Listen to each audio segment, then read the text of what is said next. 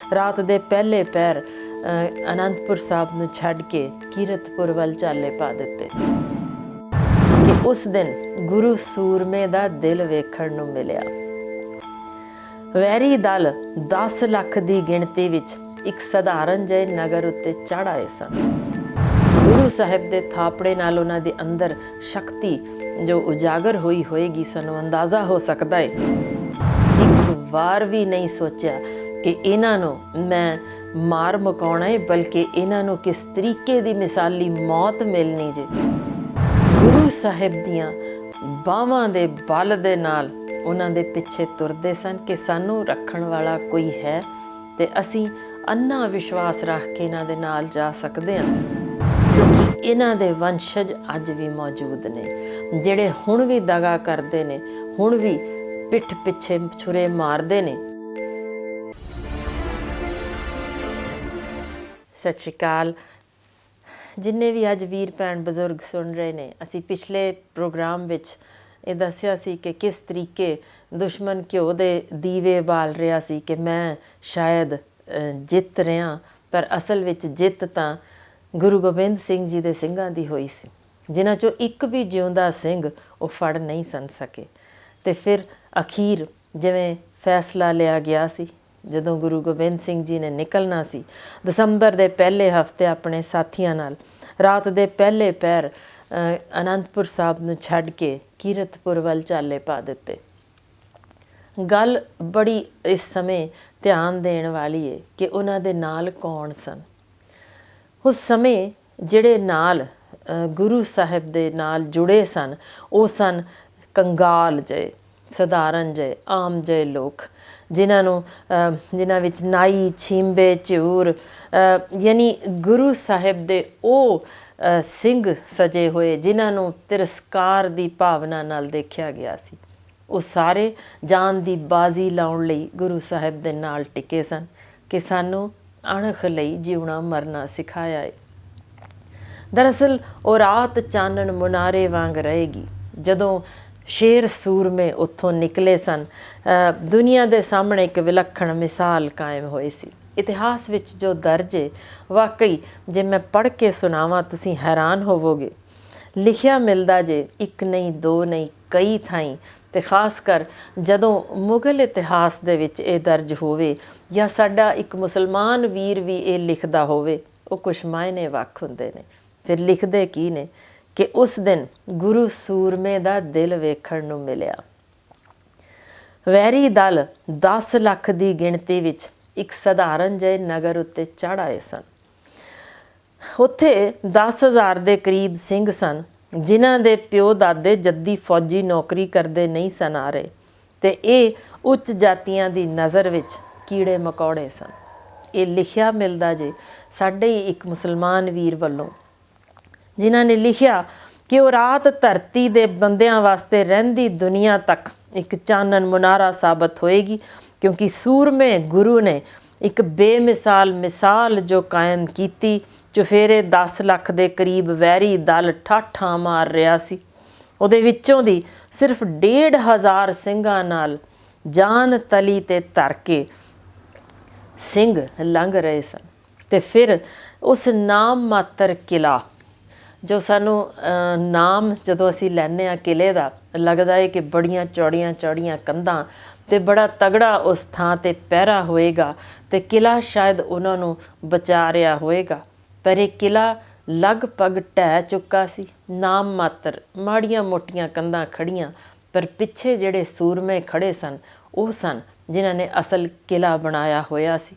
ਉਹ ਢੱਠੀਆਂ ਹੋਈਆਂ ਕੰਧਾਂ, ਚੂਰ ਚੂਰ ਹੋਈਆਂ, ਵਿੱਚ ਲਿਖਦੇ ਨੇ ਕਿ ਕਿੰਨੀ ਕੁ ਨਿਡਰ ਸ਼ਖਸੀਅਤ ਹੋਵੇਗੀ।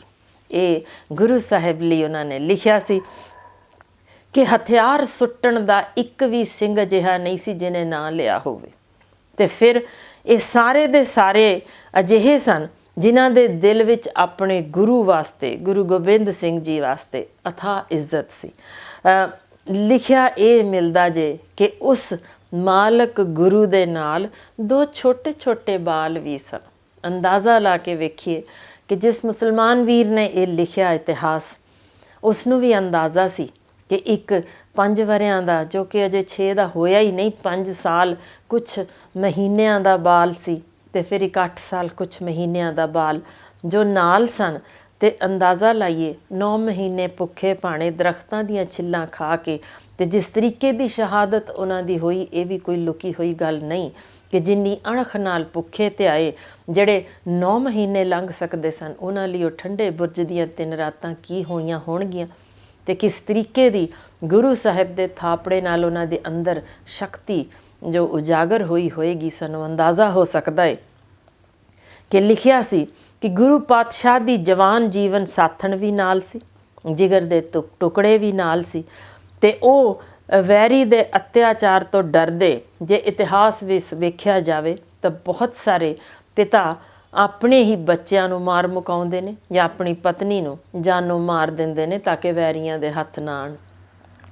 ਪਰ ਇੱਕ ਇਹ ਵੱਖਰੀ ਮਿਸਾਲ ਸੀ ਜਿੱਥੇ ਬਾਲਾਂ ਦੇ ਨਾਲ, ਨੌਜਵਾਨ ਪਤਨੀ ਦੇ ਨਾਲ ਉੱਥੋਂ ਨਿਕਲ ਤੁਰੇ, ਨਾਲ ਬਜ਼ੁਰਗ ਮਾਤਾ ਵੀ। ਇੱਕ ਵਾਰ ਵੀ ਨਹੀਂ ਸੋਚਿਆ ਕਿ ਇਹਨਾਂ ਨੂੰ ਮੈਂ ਮਾਰ ਮੁਕਾਉਣਾ ਹੈ, ਬਲਕਿ ਇਹਨਾਂ ਨੂੰ ਕਿਸ ਤਰੀਕੇ ਦੀ ਮਿਸਾਲੀ ਮੌਤ ਮਿਲਣੀ ਜੇ, ਇਹ ਵੀ ਗੁਰੂ ਸਾਹਿਬ ਨੂੰ ਅੰਦਾਜ਼ਾ ਸੀ। ਇਸੇ ਸਦਕਾ ਉਹਨਾਂ ਨੇ ਲਿਖਿਆ ਕੀ ਸ਼ਬਦ ਜੇ ਲਿਖਿਆ, ਸ਼ੇਰ ਮਰਦ ਸਤਿਗੁਰੂ ਤੇ ਉਹਨਾਂ ਦੇ ਚਰਨਾਂ ਦੇ ਉੱਤੇ ਵਿਕੇ ਹੋਏ ਸਿੰਘ, ਉਹ ਸਾਰੇ ਨਿਕਲੇ ਸਨ ਆਪਣੇ ਸਿਰਜਣਹਾਰ ਉੱਤੇ ਯਕੀਨ ਰੱਖ ਕੇ, ਜਿਨ੍ਹਾਂ ਨੂੰ ਆਪਣੇ ਬਾਹੂਬਲ ਉੱਤੇ ਪੂਰਾ ਭਰੋਸਾ ਸੀ। ਜਦੋਂ ਇਹੋ ਜਿਹੀ ਗੱਲ ਸਾਡੇ ਇਤਿਹਾਸ ਵਿੱਚ ਲਿਖੀ ਮਿਲਦੀ ਹੈ, ਉਹ ਸਮਾਂ ਅੱਧ ਰਾਤ ਦਾ 1,500 ਸਿੰਘ ਤੇ ਸਾਹਮਣੇ ਤਾਂ ਇੰਨੀ ਵੱਡੀ ਭਿਆਨਕ ਠਾਠਾਂ ਮਾਰਦੀ ਫੌਜ ਜੋ ਲਹੂ ਦੀ ਪਿਆਸੀ ਹੋਈ ਹੋਵੇ, ਉਸ ਸਮੇਂ ਉੱਥੋਂ ਨਿਕਲਣਾ ਕੋਈ ਖਾਲਾ ਜੀ ਦਾ ਘਰ ਨਹੀਂ ਸੀ। ਤੇ ਜਿਵੇਂ ਲਿਖਿਆ ਮਿਲਦਾ ਜੇ ਕਿ ਉਹ ਗੁਰੂ ਸਾਹਿਬ ਦੀਆਂ ਬਾਹਾਂ ਦੇ ਬਲ ਦੇ ਨਾਲ ਉਹਨਾਂ ਦੇ ਪਿੱਛੇ ਤੁਰਦੇ ਸਨ ਕਿ ਸਾਨੂੰ ਰੱਖਣ ਵਾਲਾ ਕੋਈ ਹੈ, ਤੇ ਅਸੀਂ ਅੰਨਾ ਵਿਸ਼ਵਾਸ ਰੱਖ ਕੇ ਇਹਨਾਂ ਦੇ ਨਾਲ ਜਾ ਸਕਦੇ ਹਾਂ, ਕਿਉਂਕਿ ਉਹ ਸਰਬੰਸ ਵਾਰਨ ਵਾਲੇ ਸਨ। ਇਹ ਦੁਨੀਆ ਦੇ ਵਿੱਚ ਕੋਈ ਵੇਖੇ ਇਹੋ ਜਿਹੀ ਬਹਾਦਰੀ ਦੀ ਮਿਸਾਲ ਕਿਤੇ ਮਿਲ ਸਕਦੀ ਹੈ। ਤੇ ਇਸ ਬਹਾਦਰੀ ਦੇ ਵਿੱਚ ਇੱਕ ਵਾਰ ਇੱਕ ਵੀ ਸਿੰਘ ਥਿੜਕਿਆ ਨਾ ਹੋਵੇ, ਇਹੋ ਜਿਹਾ ਕਮਾਲ ਕਿਵੇਂ ਵਾਪਰਦਾ ਏ? ਕਿਉਂਕਿ ਅਥਾਹ ਵਿਸ਼ਵਾਸ ਹੋਇਆ ਕਰਦਾ ਏ ਸਾਡੇ ਆਪਣੇ ਗੁਰੂ 'ਤੇ। ਸ਼ਾਇਦ ਅਸੀਂ ਕਿਤੇ ਇਹ ਅਥਾਹ ਵਿਸ਼ਵਾਸ ਸਾਡਾ ਅਸੀਂ ਭੁਲਾ ਚੁੱਕੇ ਹਾਂ। ਅਸੀਂ ਡੋਲ ਜਾਂਦੇ ਹਾਂ, ਛੇਤੀ ਡੋਲਦੇ ਹਾਂ। ਰੱਤਾ ਮਸਾ ਉੱਚਾ ਨੀਵਾਂ ਕੁਝ ਹੋ ਜਾਵੇ ਨਾ, ਤੇ ਸਾਨੂੰ ਲੱਗਦਾ ਏ ਕਿ ਗੁਰੂ ਸਾਡੇ ਨਾਲ ਦੁਸ਼ਮਣੀ ਕਰ ਰਿਹਾ ਹੈ। ਉਹ ਗੁਰੂ ਜਿਸ ਨੇ ਸਭ ਕੁਛ ਵਾਰ ਦਿੱਤਾ ਆਪਣੇ ਹਜ਼ਾਰਾਂ ਪੁੱਤਰਾਂ ਲਈ, ਕੀ ਦੁਸ਼ਮਣੀ ਕਰਨੀ ਸੀ? ਉਹ ਗੁਰੂ ਤਾਂ ਸਾਡੇ ਹਮੇਸ਼ਾ ਨਾਲ ਇਹ ਕਹਿੰਦਾ ਕਿ ਭਈ ਔਖਾ ਸਮਾਂ ਜ਼ਰੂਰ ਆਉਣਾ ਜੇ, ਇਸ ਤੋਂ ਔਖਾ ਸਮਾਂ ਸਾਡੇ 'ਤੇ ਆਇਆ ਨਹੀਂ। ਤੇ ਜੇ ਉਸ ਤੋਂ ਰਤਾ ਘੱਟ ਵੀ ਆਇਆ ਜਾਂ ਬਹੁਤ ਘੱਟ ਵੀ ਆਇਆ ਤਾਂ ਕਿਉਂ ਥਿੜਕ ਜਾਂਦੇ ਆ? ਇਹ ਇਤਿਹਾਸ ਦੱਸਣ ਦਾ ਇੱਕ ਖਾਸ ਮਕਸਦ ਸੀ ਕਿ ਹਮੇਸ਼ਾ ਔਖਾ ਸਮਾਂ ਆਉਂਦਾ ਜੇ, ਉਦੋਂ ਇਹੀ ਸੋਚ ਲਿਆ ਕਰੀਏ ਕਿ ਓਨਾ ਔਖਾ ਸਮਾਂ ਸਾਡੇ 'ਤੇ ਵੀ ਨਹੀਂ। ਜਦੋਂ ਮਾਛੀਵਾੜੇ ਦੇ ਜੰਗਲਾਂ ਵਿੱਚ ਨੰਗੇ ਪੈਰੀਂ ਲਹੂ ਲੁਹਾਨ ਪੈਰ ਸਨ, ਉਦੋਂ ਕਿਸ ਦਰਦ ਕਿਸ ਪੀੜ ਨਾਲ ਸਾਡਾ ਗੁਰੂ ਉੱਥੋਂ ਲੰਘਿਆ ਹੋਣਾ, ਤੇ ਫਿਰ ਉਸੇ ਥਾਂ 'ਤੇ ਇਹ ਕਹਿ ਦੇਣਾ, ਮਿੱਤਰ ਪਿਆਰੇ ਨੂੰ ਹਾਲ ਮੁਰੀਦਾਂ ਦਾ ਕਹਿਣਾ। ਇਹੋ ਜਿਹਾ ਗੁਰੂ ਅਸੀਂ ਉਹਦੇ ਕਿਸ ਤਰੀਕੇ ਕਿਸੇ ਵੀ ਪਾਸਿਓਂ ਇਹ ਕਹਿਣ ਜੋਗੇ ਹਾਂ, ਸਾਡੇ ਉੱਤੇ ਮਾੜਾ ਵਕਤ ਆ ਗਿਆ, ਅਸੀਂ ਡੋਲੇ ਹੋਏ ਹਾਂ, ਸਹੀ ਮਾਇਨਿਆਂ ਵਿੱਚ ਨਾਲ ਜੁੜੇ ਨਹੀਂ, ਅਸੀਂ ਬੇਦਾਵਾ ਲਿਖਿਆ ਹੋਇਆ, ਰੱਤੀ ਮਾਸਾ ਦੁੱਖ 'ਤੇ ਥਿੜਕ ਜਾਂਦੇ ਹਾਂ। ਲਿਖਿਆ ਹੈ ਕਿ ਇਹ ਕੁਰਬਾਨੀ ਤੇ ਬਹਾਦਰੀ ਦੇ ਵਿੱਚ ਵੈਰੀਆਂ ਅਜਮੇਰ ਚੰਦ ਤੇ ਵਜ਼ੀਰ ਖਾਨ ਨੇ ਦਗਾ ਕੀਤਾ ਸੀ।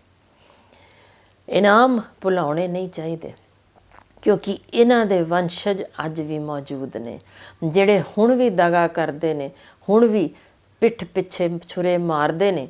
ਪਰ ਅਸੀਂ ਭੁਲਾ ਦਿੱਤਾ ਨਾ ਇਤਿਹਾਸ। ਸੋ ਯਾਦ ਰੱਖੀਏ ਕਿ ਉਦੋਂ ਲਹੂ ਤਿਹਾਈਆਂ ਫੌਜਾਂ ਨੇ ਹੱਲਾ ਬੋਲ ਦਿੱਤਾ ਸੀ, ਗੁਰੂ ਸਾਹਿਬ ਨਿਕਲੇ ਸਨ ਇਹ ਯਕੀਨ ਨਾਲ ਕਿ ਹੁਣ ਇੰਨੀਆਂ ਸੌਹਾਂ ਖਾਧੀਆਂ ਨੇ ਤਾਂ ਜ਼ਰੂਰ ਕੁਝ ਨਾ ਕੁਝ ਘੱਟੋ ਘੱਟ 5% ਸਹੀ ਅਮਲ ਤਾਂ ਕਰਨਗੇ, ਪਰ ਉਹਨਾਂ ਅਮਲ ਕੀਤਾ ਨਹੀਂ। ਸਿੰਘਾਂ ਨੇ ਵਾਪਸ ਵੀ ਹਮਲਾ ਬੋਲਿਆ। ਉਸ ਸਮੇਂ ਤੂਫਾਨੀ ਰਾਤ ਸੀ, ਬਰਫ਼ ਵਰਗੀ ਠੰਡੀ ਸ਼ੂਕਦੀ ਸਰਸਾ ਨਦੀ ਚੱਲ ਰਹੀ ਸੀ, ਤੇ ਜਿਸ ਤੂਫਾਨੀ ਵੇਗ ਨਾਲ ਚੱਲ ਰਹੀ ਸੀ ਉਹ ਵੀ ਇਤਿਹਾਸ ਵਿੱਚ ਸਭ ਜਾਣਦੇ ਨੇ ਕਿ ਕਿਵੇਂ ਘੋੜੇ ਵੀ ਰੁੜ ਗਏ ਸਨ, ਕਿਵੇਂ ਟੱਬਰ ਵੀ ਦਫਾੜ ਗੁਰੂ ਸਾਹਿਬ ਦਾ ਹੋਇਆ, ਤੇ ਜਿਹੜੇ ਰੁੜ ਗਏ ਉਹ ਤਾਂ ਖਤਮ ਹੋ ਗਏ, ਤੇ ਜਿਹੜੇ ਬਾਕੀ ਕੁਛ ਬਚੇ ਸਨ ਉਹਨਾਂ ਨੇ ਮੂੰਹ ਤੋੜ ਜਵਾਬ ਦਿੱਤਾ। ਇੱਕ ਇੱਕ ਨੇ 20 ਦੁਸ਼ਮਣਾਂ ਨੂੰ ਮਾਰਿਆ, ਫਿਰ ਸ਼ਹੀਦ ਹੋਏ, ਕਿਉਂਕਿ ਉਹ ਸਰਸਾ ਦੇ ਉਰਾਰ ਰਹਿ ਗਏ ਸਨ, ਲੰਘ ਨਹੀਂ ਸਨ ਸਕੇ। ਉਹ ਟੁਕੜੀ ਉਸ ਸਮੇਂ ਜੋ ਲੰਘ ਗਈ ਉਹਦੇ ਵਿੱਚ ਹੀ ਮਾਤਾ ਗੁਜਰੀ ਜੀ ਤੇ ਨਾਲ ਬਾਬਾ ਫਤਿਹ ਸਿੰਘ ਤੇ ਬਾਬਾ ਜ਼ੋਰਾਵਰ ਸਿੰਘ ਜੀ ਵੱਖ ਹੋ ਗਏ, ਤੇ ਉਹਨਾਂ ਨਾਲ ਦੇ ਸਿੰਘ ਸਾਰੇ ਹੀ ਮਾਰੇ ਗਏ ਸਨ। ਸੋ ਇਹ ਜਦੋਂ ਨਿਕਲੇ ਤਾਂ ਉਦੋਂ ਘਰ ਦਾ ਰਸੋਈਆ, ਜਿਸ ਦੇ ਉੱਤੇ ਅਥਾਹ ਵਿਸ਼ਵਾਸ ਸੀ, ਮਾਤਾ ਗੁਜਰੀ ਜੀ ਨੇ ਗੰਗਾ ਰਾਮ ਜੋ ਜ਼ਾਤ ਦਾ ਬ੍ਰਾਹਮਣ ਸੀ ਉਹਦੇ ਨਾਲ ਹੀ ਜਾਣਾ ਬਿਹਤਰ ਸਮਝਿਆ ਕਿ ਮੈਂ ਆਪਣੇ ਨਿੱਕੇ ਬਾਲਾਂ ਨੂੰ ਇਹ ਨਾਲ ਲਿਜਾ ਕੇ ਤੇ ਸ਼ਾਇਦ ਇਹ ਗੰਗੂ ਦੇ ਘਰ ਟਿਕ ਕੇ ਮੈਂ ਥੋੜ੍ਹੀ ਦੇਰ ਆਰਾਮ ਵੀ ਕਰ ਸਕਦੀ ਹਾਂ, ਜਿੱਥੇ ਬਾਲਾਂ ਨੂੰ ਸ਼ਾਇਦ ਕੁਝ ਖਾਣ ਨੂੰ ਮਿਲ ਜਾਏ। ਇੰਨੇ ਭੁੱਖੇ ਤੇ ਆਏ ਇੰਨੇ ਚਿਰਾਂ ਦੇ ਸਨ। ਇਹ ਸੋਚ ਕੇ ਉਹਦੇ ਨਾਲ ਤੁਰਨਾ ਸ਼ੁਰੂ ਹੋਏ, ਤੇ ਜੋ ਅੱਗੇ ਵਾਪਰਿਆ ਮੇਰਾ ਖਿਆਲ ਹੈ ਉਹ ਧਰੋ ਜੋ ਕਮਾਇਆ ਗਿਆ ਉਹ ਕਿਸੇ ਤੋਂ ਲੁਕਿਆ ਨਹੀਂ, ਜਿਸ ਨੇ ਸਿਰਫ ਕੁਝ ਅਸ਼ਰਫੀਆਂ ਦੇ ਲਾਲਚ ਨਾਲ ਅਜਿਹਾ ਪਿੱਠ ਪਿੱਛੇ ਛੁਰਾ ਮਾਰ ਕੇ ਦਗਾ ਕੀਤਾ, ਜਿਸ ਲਈ ਸਿੱਖ ਕੌਮ ਉਸ ਨੂੰ ਅੱਜ ਤੱਕ ਘ੍ਰਿਣਾ ਨਾਲ ਵੇਖਦੀ ਹੈ। ਉਹ ਧਰੋ ਕਮਾਇਆ ਜਿਸ ਨੂੰ ਦੁਨੀਆ ਭਰ ਵਿੱਚ ਕਹਿ ਸਕਦੇ ਹਾਂ ਉਸ ਇਤਿਹਾਸ ਦੇ ਵਿੱਚ ਇੰਨਾ ਮਾੜਾ ਕਦੇ ਕਿਸੇ ਨਾਲ ਨਹੀਂ ਵਾਪਰਿਆ ਹੋਣਾ। ਜੋ ਹੋਇਆ ਉਹ ਜ਼ਰੂਰ ਅਸੀਂ ਅਗਲੇ ਤੁਹਾਨੂੰ ਐਪੀਸੋਡ ਵਿੱਚ ਦੱਸਣਾ ਚਾਹਾਂਗੇ ਕਿ ਕਿਸ ਤਰੀਕੇ ਠੰਡੇ ਬੁਰਜ ਵਿੱਚ ਵੀ ਉਹਨਾਂ ਨੂੰ ਕੈਦ ਕੀਤਾ ਗਿਆ, ਕਿਸ ਤਰੀਕੇ ਇੱਕ ਇੱਕ ਦਿਨ ਉਹ ਲੰਘਿਆ, ਤੇ ਕਿਵੇਂ ਉਹਨਾਂ ਨੂੰ ਬਚਾਉਣ ਲਈ ਸਾਡੀ ਇੱਕ ਸਿੱਖ ਔਰਤ ਖੜੀ ਹੋਈ ਸੀ, ਜਿਸ ਨੇ ਮੁਕਾਬਲਾ ਕਰਦੀ ਨੇ ਜਦੋਂ ਉਹਨੂੰ ਖਬਰ ਮਿਲੀ ਸੀ ਕਿ ਇਸ ਤਰ੍ਹਾਂ ਛੋਟੇ ਬਾਲ ਕੈਦ ਕਰ ਲਏ ਗਏ ਨੇ, ਤੇ ਕਿਸ ਤਰੀਕੇ ਉੱਥੇ ਉਹਨਾਂ 'ਤੇ ਜ਼ਬਰਦਸਤੀ ਵੀ ਢਾਈ ਜਾ ਰਹੀ ਹੈ, ਡਰਾਇਆ ਵੀ ਜਾ ਰਿਹਾ, ਤਾਂ ਕਿਵੇਂ ਉਹ ਤੁਰੀ ਸੀ ਉਸ ਥਾਂ 'ਤੇ ਬਦਲਾ ਲੈਣ ਲਈ, ਕਿਵੇਂ ਉਹਨੇ ਮੁਕਾਬਲਾ ਕੀਤਾ ਇਕੱਲੀ ਔਰਤ ਨੇ। ਅਗਲੇ ਐਪੀਸੋਡ ਵਿੱਚ ਜ਼ਰੂਰ ਤੁਹਾਡੇ ਨਾਲ ਸਾਂਝ ਗੰਢਾਂਗੇ ਕੌਣ ਸੀ ਉਹ ਔਰਤ ਜਿਸ ਨੇ ਇਕੱਲੀ ਨੇ ਉਸ ਸਮੇਂ 200 ਮੁਗਲਾਂ ਦੀ ਟੁਕੜੀ ਦਾ ਸਾਹਮਣਾ ਵੀ ਕੀਤਾ ਸੀ, ਕਿਵੇਂ ਆਪ ਵੀ ਉਹਦੀ ਬਾਂਹ ਜ਼ਖਮੀ ਵੀ ਹੋਈ ਸੀ, ਕਿਵੇਂ ਉਹ ਵੀ ਕੈਦ ਕਰ ਲਈ ਗਈ ਸੀ, ਤੇ ਕਿਸ ਤਰੀਕੇ ਮੁਗਲਾਂ ਨੂੰ ਉਹ ਮੂੰਹ ਤੋੜ ਜਵਾਬ ਮਿਲਿਆ ਸੀ ਕਿ ਜੋ ਦਗਾ ਉਹ ਧਰੋ ਕਮਾ ਰਹੇ ਨੇ, ਕਿਸ ਤਰੀਕੇ ਉਹਦਾ ਵੀ ਅਸੀਂ ਅੱਗੋਂ ਸਿੱਖ ਕੌਮ ਨੇ ਕਿਵੇਂ ਉਹਨਾਂ ਦਾ ਇਤਿਹਾਸ ਜੋ ਰਚਿਆ ਸੀ ਕਿਵੇਂ ਸਾਂਭਿਆ, ਜਿਸ ਨੇ ਪਿੱਠ ਪਿੱਛੇ ਮਾਰ ਕੇ ਦਗਾ ਕੀਤਾ। ਪਰ ਗੱਲ ਖਿਆਲ ਇਹ ਕਰਨ ਦੀ ਹੈ ਉਸ ਸਮੇਂ ਦੀ ਕਿ ਜਦੋਂ ਸਰਸਾ ਨਦੀ ਵਿੱਚ ਇੰਨਾ ਤੂਫਾਨ ਹੋਇਆ ਸੀ, ਉਦੋਂ ਵੀ ਇੱਕ ਪਾਸੇ ਵੈਰੀ ਦਲ ਸੀ ਜੋ ਖੁੱਲ੍ਹੇ ਦੇ ਵਿੱਚ ਹੁਣ ਇਸ ਵੇਲੇ ਸਾਹਮਣਾ ਟਾਕਰਾ ਕਰਨ ਲਈ ਸਿੰਘ ਬੈਠੇ ਸਨ, ਤੇ ਗੁਰੂ ਸਾਹਿਬ ਨੇ ਸਿਰਫ ਇੰਨੀ ਗੱਲ ਕਹੀ ਸੀ, ਵੈਰੀਆਂ ਦੇ ਹੱਥ ਪੈ ਗਏ ਤਾਂ ਵੀ ਬੜਾ ਤੜਫਾ ਕੇ ਮਾਰਨਗੇ, ਬੜਾ ਦੁੱਖ ਦੇ ਕੇ ਮਾਰਨਗੇ, ਚੰਗਾ ਜੇ ਇੱਕ ਇੱਕ 1.25 ਲੱਖ ਵਾਂਗ ਅਸੀਂ ਲੜੀਏ। ਤੇ ਵਾਕਈ ਇਤਿਹਾਸ ਗਵਾਏ ਇੱਕ ਵੀ ਸਿੰਘ ਉਦੋਂ ਉਹਨਾਂ ਦੇ ਹੱਥੀਂ ਨਹੀਂ ਸੀ ਚੜ੍ਹਿਆ, ਤੇ ਹਰ ਇੱਕ ਜਿਣਾ ਜੋ ਮੌਤ ਲਾੜੀ ਨੂੰ ਵਿਆਹੁਣ ਲਈ ਉੱਥੇ ਖੜਾ ਸੀ, ਇੱਕ ਨਹੀਂ ਦੋ ਨਹੀਂ, ਜੋ ਇਤਿਹਾਸ ਵਿੱਚ ਲਿਖਿਆ ਹੈ ਕਿ ਇੱਕ ਇੱਕ ਨੇ 30 ਤੋਂ 40 ਦੁਸ਼ਮਣਾਂ ਦੇ ਫੌਜੀ ਮਾਰ ਕੇ ਫਿਰ ਹੀ ਸ਼ਹਾਦਤ ਲਈ। ਉਸ ਸਮੇਂ ਲਿਖਿਆ ਦੇਖੋ ਕਿ ਪ੍ਰੋਫੈਸਰ ਸਾਹਿਬ ਸਿੰਘ ਜੀ ਨੇ, ਜਿਨ੍ਹਾਂ ਨੇ ਸ੍ਰੀ ਗੁਰੂ ਗ੍ਰੰਥ ਸਾਹਿਬ ਜੀ ਦਾ ਤਰਜਮਾ ਵੀ ਕੀਤਾ, ਉਹਨਾਂ ਨੇ ਸੌਖੇ ਸ਼ਬਦਾਂ ਵਿੱਚ ਸਾਨੂੰ ਸਮਝਾਇਆ ਵੀ, ਲਿਖਦੇ ਨੇ ਕਿ ਵੈਰੀ ਨੂੰ ਰੋਕਣ ਲਈ ਲੋੜ ਅਨੁਸਾਰ ਸਿੰਘਾਂ ਦੇ ਕੁਝ ਜੱਥੇ ਟਾਕਰਾ ਕਰਨ ਵਾਸਤੇ ਖੜੇ ਕੀਤੇ ਸਨ, ਪਰ ਦੁਸ਼ਮਣ ਫੌਜ ਤਾਂ ਹੜ੍ਹ ਵਾਂਗ ਤੁਰੀ ਆਉਂਦੀ ਸੀ। ਗੁਰੂ ਜੀ ਦੇ ਪਰਿਵਾਰ ਨੂੰ ਜਿਨ੍ਹਾਂ ਸਿੰਘਾਂ ਨੂੰ ਸੌਂਪਣਾ ਸੀ, ਉਹਨਾਂ ਨੇ ਸਰਸਾ ਨਦੀ ਵਿੱਚ ਜਦੋਂ ਉਹ ਨਹੀਂ ਰਹੇ ਤਾਂ ਉਦੋਂ ਬਹੁਤ ਸਾਰੇ ਸਤਿਗੁਰੂ ਜੀ ਦੇ ਨਾਲ ਵਹੀਰ ਸਨ ਜੋ ਸਰਸਾ ਨਦੀ ਦੇ ਵਿੱਚ ਜੋ ਰੁੜੇ ਸਨ, ਤੇ ਕਿਉਂਕਿ ਰਹਿ ਹੀ ਇਕੱਲੇ ਗੰਗੂ ਬ੍ਰਾਹਮਣ ਕੋਲ ਗਏ ਸੀ, ਉਦੋਂ ਵੀ ਸਾਰੇ ਜਿਹੜੇ ਰੁੜ ਚੁੱਕੇ ਸਨ, ਉਹਨਾਂ ਦੇ ਬਾਵਜੂਦ ਵੀ ਕੁਝ ਔਰਤਾਂ 2 ਤੇ ਨਾਲ ਉਹਨਾਂ ਨਾਲ ਕੁਝ ਸਿੰਘ ਜੋ ਪਿੱਛੋਂ ਆ ਕੇ ਫਿਰ ਟੱਕਰੇ ਸਨ। ਉਸ ਤੋਂ ਪਹਿਲਾਂ ਇਹ ਹੱਠ ਸੀ ਗੰਗੂ ਬ੍ਰਾਹਮਣ ਦਾ ਉਦੋਂ ਕਿ ਮੇਰੇ ਨਾਲ ਚੱਲੋ, ਮੈਂ ਤੁਹਾਡਾ ਖਿਆਲ ਰੱਖਾਂਗਾ। ਸੋ ਇੱਕ ਵਾਰ ਫਿਰ ਦਗਾ ਸਾਡੇ ਲਈ ਆਉਣ ਵਾਲਾ ਸਮਾਂ ਅਜਿਹਾ ਸਾਨੂੰ ਦੱਸ ਸਕਦਾ ਹੈ ਕਿ ਜ਼ਿੰਦਗੀ ਵਿੱਚ ਜੇ ਸਾਡੀ ਜ਼ਿੰਦਗੀ 'ਚ ਇਸੇ ਤਰ੍ਹਾਂ ਦਾ ਕਦੇ ਮਾਹੌਲ ਹੋਇਆ ਹੋਵੇ ਤਾਂ ਕਿਵੇਂ ਅਸੀਂ ਕਿਸੇ ਦੇ ਵੱਲੋਂ ਧੋਖਾ ਖਾਣ ਤੋਂ ਬਚ ਸਕਦੇ ਹਾਂ। ਪਰ ਉਦੋਂ ਖਤਰਾ ਬਹੁਤ ਸੀ ਵੈਰੀ ਦੇ ਪਿੱਛੋਂ ਆਉਣ ਦਾ। ਸੋ ਗੰਗੂ ਦਾ ਜੋ ਪਿੰਡ ਸੀ ਖੇੜੀ, ਉਹ ਇੱਥੋਂ 20 ਕੁ ਮੀਲਾਂ ਦੇ ਨੇੜੇ ਮੁਰਿੰਡਾ ਦੇ ਨੇੜੇ ਤੇੜੇ ਦੱਸਿਆ ਜਾਂਦਾ ਹੈ, ਜਿੱਥੇ ਉਦੋਂ ਇਲਾਕੇ 'ਚੋਂ ਵਾਕਫ ਸੀ। ਸੋ ਉਹਨਾਂ ਨੂੰ ਆਪਣੇ ਪਿੰਡ ਲੈ ਗਿਆ। ਉੱਥੇ ਜਾ ਕੇ ਮਾਤਾ ਸਾਹਿਬ ਕੌਰ ਅਤੇ ਮਾਤਾ ਜੀਤ ਕੌਰ ਜੀ ਦੀ ਉਦੋਂ ਭਾਈ ਮਨੀ ਸਿੰਘ ਜੀ ਨੂੰ ਜ਼ਿੰਮੇਵਾਰੀ ਦਿੱਤੀ ਸੀ ਕਿ ਤੁਸੀਂ ਉਹਨਾਂ ਦਾ ਖਿਆਲ ਰੱਖਣਾ। ਦੋ ਉਦੋਂ ਜ਼ਿਕਰ ਮਿਲਦਾ ਜੇ ਕਿ ਔਰਤਾਂ ਜੋ ਕਿ ਉਹਨਾਂ ਦੀ ਸੇਵਾ ਵਾਸਤੇ ਭੇਜੀਆਂ ਗਈਆਂ ਸਨ, ਉਸ ਸਮੇਂ ਉਹਨਾਂ ਦੇ ਨਾਲ ਸਨ। ਉਹਨਾਂ ਦੇ ਨਾਲ ਜੋ ਜੱਥੇ ਵਿੱਚੋਂ ਬਚੇ ਸਨ ਸਿਰਫ 7 ਸਿੰਘ, ਜੋ ਬਾਕੀ ਤਾਂ ਸਾਰੇ ਸ਼ਹੀਦ ਹੋ ਗਏ ਸਨ। ਉਦੋਂ ਭਾਈ ਮਨੀ ਸਿੰਘ ਜੀ, ਭਾਈ ਜਵਾਹਰ ਸਿੰਘ ਜੀ, ਭਾਈ ਧੰਨਾ ਸਿੰਘ ਜੀ ਇਹ ਕੁਝ ਚਿਰ ਲਈ ਵਿਛੜ ਗਏ ਸਨ, ਪਰਾਂ ਰਹਿ ਗਏ ਸਨ, ਕਿਉਂਕਿ ਉਹ ਦੁਸ਼ਮਣਾਂ ਨਾਲ ਟਾਕਰਾ ਕਰਦੇ ਕੁਝ ਰਸਤਾ ਵੱਖ ਲੈ ਗਏ ਸਨ। ਉਸ ਸਮੇਂ ਜੋ ਜ਼ਿਕਰ ਮਿਲਦਾ ਜੇ ਕਿ 7 ਇਹ ਮੁਸਲਮਾਨੀ ਭੇਸ ਦੇ ਬਦਲ ਕੇ ਜੋ ਬਾਕੀ ਸਿੰਘ ਬਚੇ ਸਨ ਉਦੋਂ ਦਿੱਲੀ ਵੱਲ ਕੂਚ ਕਰ ਗਏ ਸਨ। ਤੇ ਉਦੋਂ ਦਿੱਲੀ ਪਹੁੰਚ ਕੇ ਫਿਰ ਭਾਈ ਜਵਾਹਰ ਸਿੰਘ ਜੀ ਦੇ ਘਰ ਇਹ ਸਾਰੇ ਰਹੇ ਸਨ, ਕਿਉਂਕਿ ਉਹਨਾਂ ਨੂੰ ਪਤਾ ਹੀ ਨਹੀਂ ਸੀ ਲੱਗ ਰਿਹਾ ਕਿ ਸਾਡੇ ਮਾਤਾ ਜੀ ਤੇ ਫਿਰ ਉਹ ਬਾਲ ਹੈ ਕਿੱਥੇ ਨੇ। ਉਦੋਂ ਇਹਨਾਂ ਨੂੰ ਇਸ ਬਾਰੇ ਗਿਆਨ ਨਹੀਂ ਸੀ।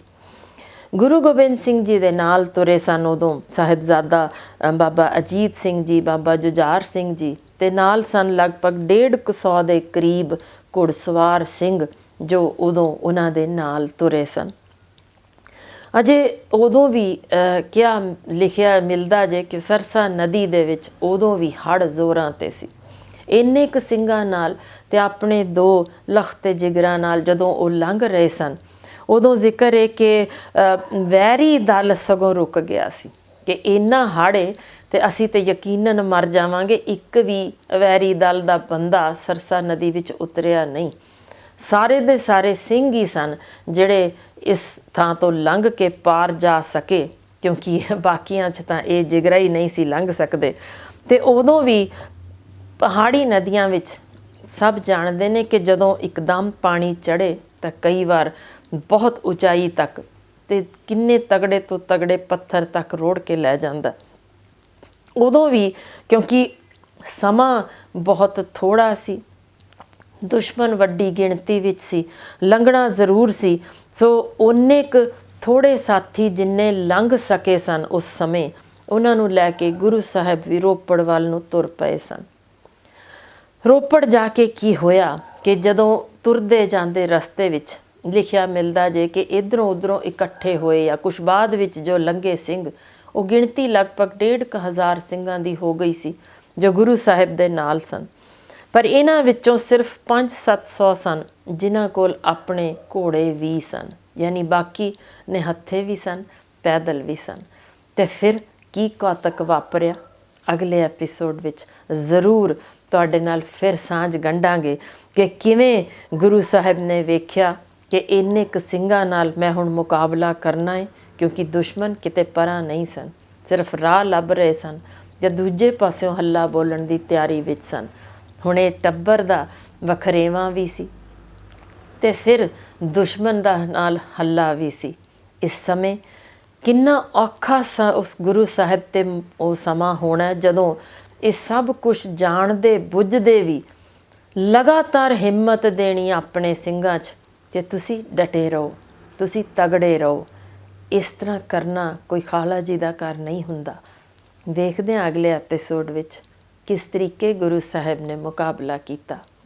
ਵਾਹਿਗੁਰੂ ਜੀ ਕਾ ਖਾਲਸਾ, ਵਾਹਿਗੁਰੂ ਜੀ ਕੀ ਫਤਿਹ। ਰੋਜ਼ਾਨਾ ਨਿਤਨੇਮ ਅੰਮ੍ਰਿਤਮਈ ਬਾਣੀ ਕਥਾ ਕੀਰਤਨ ਢਾਡੀ ਵਾਰਾਂ ਸਰਵਣ ਕਰਨ ਲਈ ਸਬਸਕ੍ਰਾਈਬ ਕਰੋ YouTube ਚੈਨਲ ਗਲੋਬਲ ਗੁਰਬਾਣੀ ਤੇ ਨੋਟੀਫਿਕੇਸ਼ਨ ਲਈ ਬੈਲ ਆਈਕਨ ਤੇ ਕਲਿੱਕ ਕਰੋ।